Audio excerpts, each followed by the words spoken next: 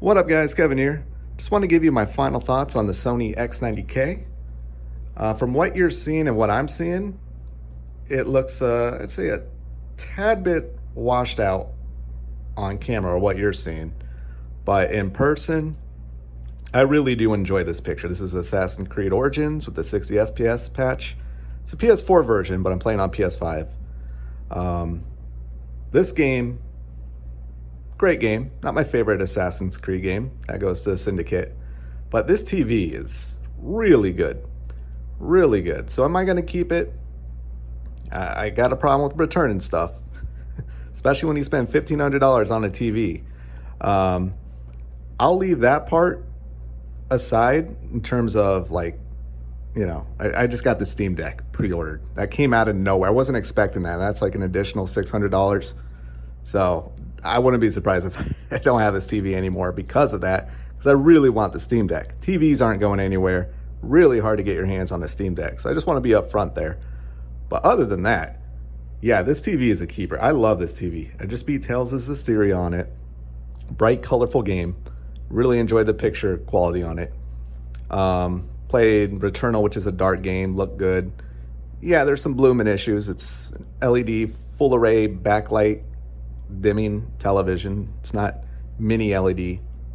So keep that in mind. But there really hasn't been any scene or gameplay that I went, ooh, it looks rough on the television. Television isn't handling this very well. No, everything that I've thrown on this TV, I'm not saying it's looked great, but I think it's handled it very well. Very well for, I mean, a $1,500 TV. Some would say that's way too much. Go get an OLED.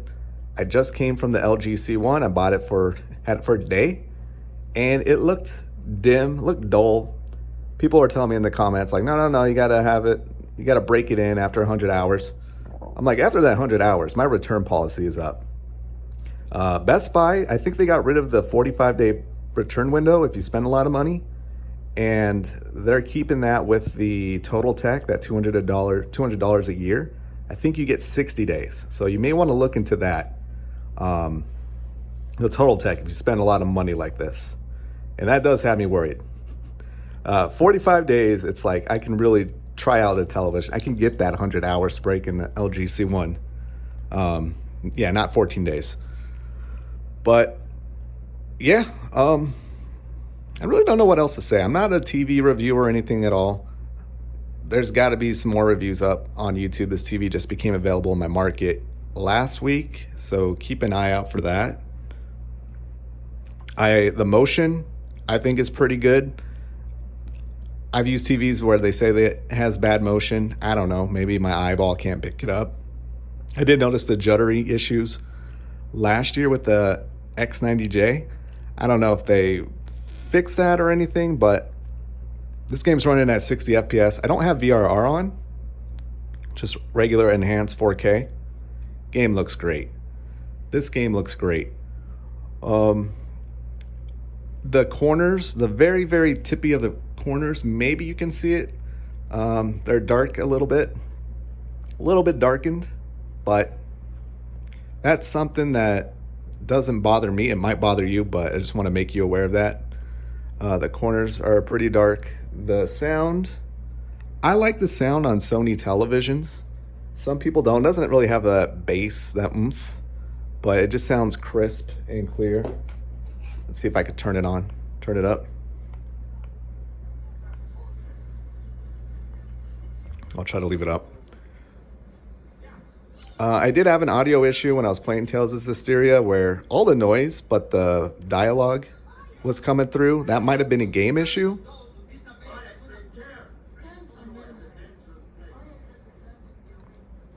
I like how it sounds now, but I'm not getting that issue right now. But that happened with Tales of Systeria where I just lost sound besides the voice dialogue. And that might have been the video game issue. It only lasted for 5 minutes. I didn't have to go into any of the settings to fix it or anything like that or do a reset.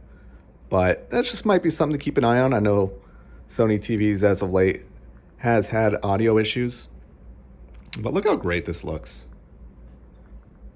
The reason why I like this TV is it just pops. Like when you're playing a game like this, when you're in a bright, sunny oasis, you want to be in a bright, sunny oasis. You don't want this to be dull or dim. I'm not trying to take shots at any OLEDs out there, but even like cheap TVs. No, I mean, I always say get a good mattress, get a good vehicle, get a good TV. Get good stuff that you're going to use for hours. We're at the end of your lifetime. If there is a God, he's going to give you your stats like the end of a game. Oh, you spent, 33 years sleeping. And it's like, wow, I spent 33 years sleeping and I slept on a really crappy Serta mattress? Yuck. And same with the television. Like you spent 20 years watching television. Like, dang, I spent it on a $200 65-inch Samsung? Gross. Or Toshiba, Insignia, Westinghouse.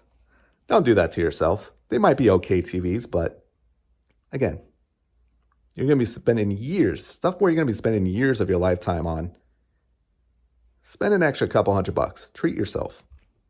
Even if it stings right now, this is $1,500. And I know I should probably just return it and wait till it goes on sale to like $12.99. But that is my final thoughts as this is wrapping up. Yeah, great TV.